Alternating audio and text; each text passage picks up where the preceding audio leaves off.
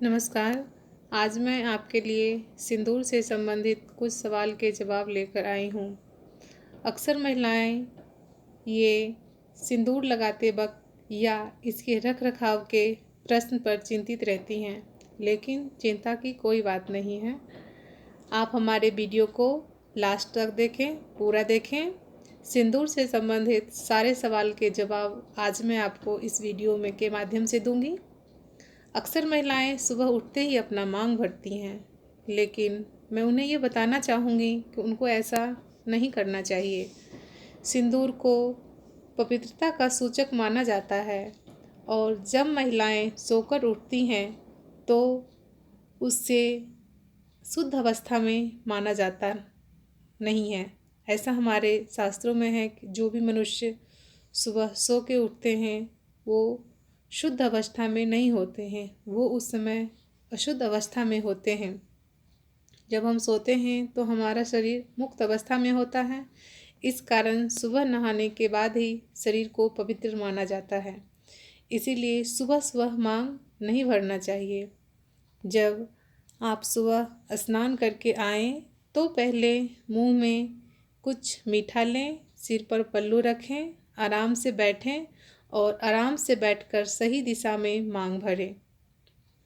Friends, मांग कभी भी खड़े होकर ना भरें। मांग भरते समय दिशा का भी ध्यान रखें। पूर्व, पश्चिम और उत्तर दिशा में आराम से बैठकर एकांत में मांग भरें। इस बात का खास ध्यान रखें कि मांग भरते समय सिर पर पल्लू अवश्य होनी चाहिए। जब कभी भी आप पार्लर या कभी पार्लर वाले आपके घर आएँ तो सारा मेकअप आप उनसे करवाएं, लेकिन मांग आप खुद ही भरें।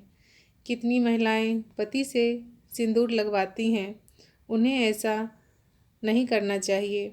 उनको मैं बताना चाहती हूँ कि उन्हें ऐसा बिल्कुल भी नहीं करना चाहिए, क्योंकि पति एक बार ही मांग भरता है। सिंदूर लगाते समय रिंग फिंगर उंगली का प्रयोग करें, क्योंकि सिंदूर पति पत्नी के रिश्ते का महत्वपूर्ण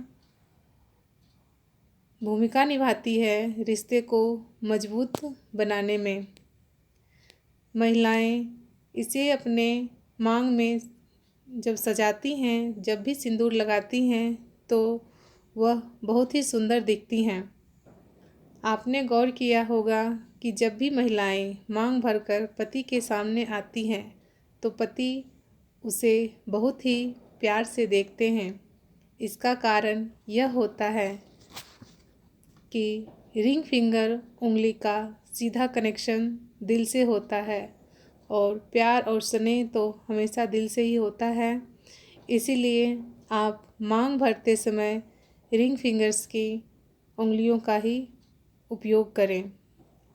यहाँ मैं आपको माताएं एवं बहनों को यह जानकारी देना चाहूँगी कि सिंदूर कभी भी हमें बांटना नहीं चाहिए। जो आपके हिस्से का सिंदूर है वो आपका है। जैसे कई घरों में होता है कि जब भी कोई गेस्ट घर में आते हैं तो महिलाएं उन्हें अपना सिंदूर लगाने दे देती हैं। उन्हें ऐसा नहीं करना चाहिए। आप अलग से सिंदूर रखें उनके लिए अपने हिस्से का सिंदूर ना दें। सिंदूर हमेशा अच्छी क्वालिटी का इस्तेमाल करें। सही प्रकार का सिंदूर लगाएं और सिंदूर को सही सिंदूरदानी में ही रखें। सही सिंदूरदानी का ही प्रयोग करें। सिंदूरदानी खरीदते समय खास बातों का ध्यान रखें। सिंदूरदानी कभी टूटा या क्रैक नहीं होना चाहिए और सिंदूरदानी को हमेशा इधर उधर ना रखें। बच्चों के पहुंच से सिंदूरदानी को दूर रखें। अगर आप सिंदूरदानी के रख रखाव से संबंधित वीडियो देखना चाहती हैं तो आप हमें कमेंट करके बताएं। मैं इस विषय पर कोशिश करूंगी कि आपको सटीक और महत्वपूर्ण जानकारी दूं। सिंदूर कभी भी हमें सूतक काल या पीरियड के समय नहीं लगानी चाहिए।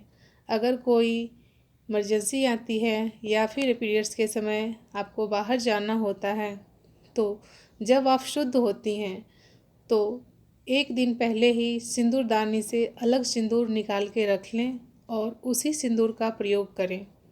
सिंदूरदानी पीरियड के अवस्था में बिल्कुल भी ना छुएं और उसी सिंदूर को अपने मांग में लगाएं जो आपने अलग करके रखे थे, क्योंकि सिंदूरदानी सिंदूर के साथ साथ सिंदूरदानी को भी पवित्र माना जाता है। पीरियड के 5वें दिन आप सिंदूरदानी से सिंदूर लगा सकती हैं। अच्छे से सिर धो लें, सिर धो के नहा लें, फिर अपने नाखून काट के सिंदूरदानी को प्रणाम करें और फिर आप 5वें दिन सिंदूर लगा सकती हैं। फ्रेंड्स, ये थी कुछ जानकारी जो मैं आपके लिए लेकर आई थी। अगर आपको ये वीडियो अच्छी लगे तो आप मेरे वीडियो को लाइक कीजिए और मेरे चैनल को सब्सक्राइब कीजिए। थैंक्स।